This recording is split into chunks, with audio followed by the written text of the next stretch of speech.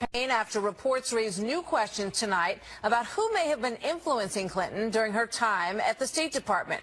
And it appears that her team did not want the public to know about it. Welcome, everybody, to the Kelly File tonight. I'm Martha McCallum, in for Megyn Kelly.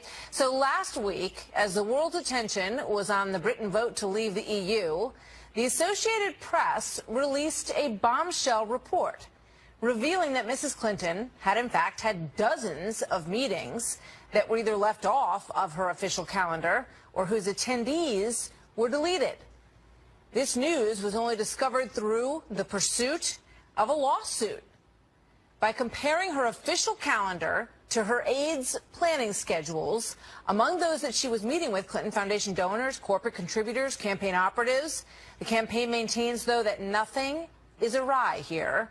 Quote, if the different schedules refer to simply reflect a more detailed version in one version compared to another. Meanwhile, the State Department has little to say on this matter. Watch. The State Department maintained and preserved extensive records of Secretary Clinton's calendars, and that's evident from the records provided by the Department to the Associated Press in this case. It's a matter of ongoing litigation, and as such, I'm not going to offer additional details.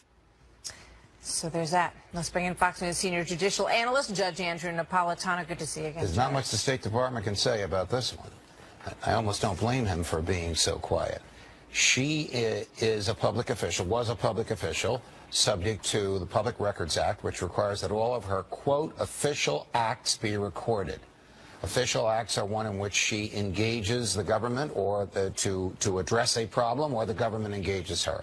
If she met with anybody in that category in those meetings with the names dropped, then she violated the Official Records Act by deleting the names. Now, let's say she met with her hairdresser and she didn't want that name in there. Her obligation is to put it in and then go through a procedure to get it removed, just like she did with the emails. It's kind of silly, doesn't it? I mean, if it's a personal dinner or a friend meeting, why should she need to disclose that? Because that's what the statute says.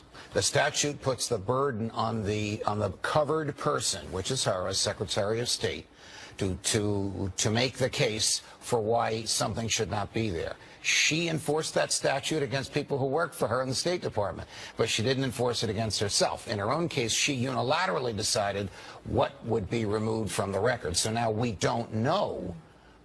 Investigators don't know if she was engaged in, quote, official acts or not. So here's what her side says. That there were 75 meetings and 114 people who were deleted. They say that she had her official calendar, and then her staff would give her, you know, sort of the short run version of what she was doing that day.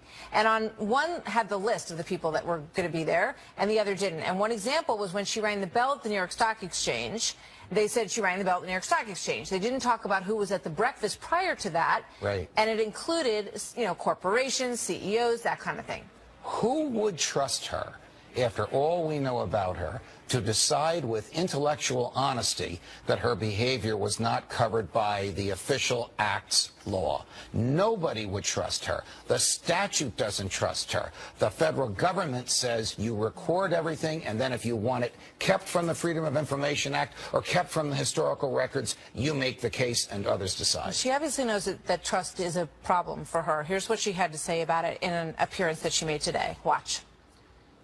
Trust is the glue that holds our democracy together. But it's no secret that Americans' trust in government has eroded. And I personally know I have work to do on this front. A lot of people tell pollsters they don't trust me. Now, I don't like hearing that. She has a federal judge, Judge Emmett Sullivan, who was appointed by her husband, who doesn't trust her to tell him the truth. She certified under penalty of perjury that she delivered all of her emails to the State Department. This afternoon, 165 emails between her and her aides in the State Department were released that she never delivered to this judge. Yeah. And in one of them, she talks very specifically about I'm not really sure how my information is being saved between the State Department and here, and we need to make sure that we know how that's working. And in another one, her chief aide, Huma Abedin, talks about, you've been hacked, we've got to shut down the Clinton server for a while. That defies her statements that she never was hacked. As the VIP had to sue to get the information on her personal calendar and compare it to those records, and there is a reason why they wanted that information, and it lays out here. Thank you very much, Judge. You're welcome. Good to see you, as always. Good to see you, Martha. So for her part, Hillary Clinton spent the day with the woman that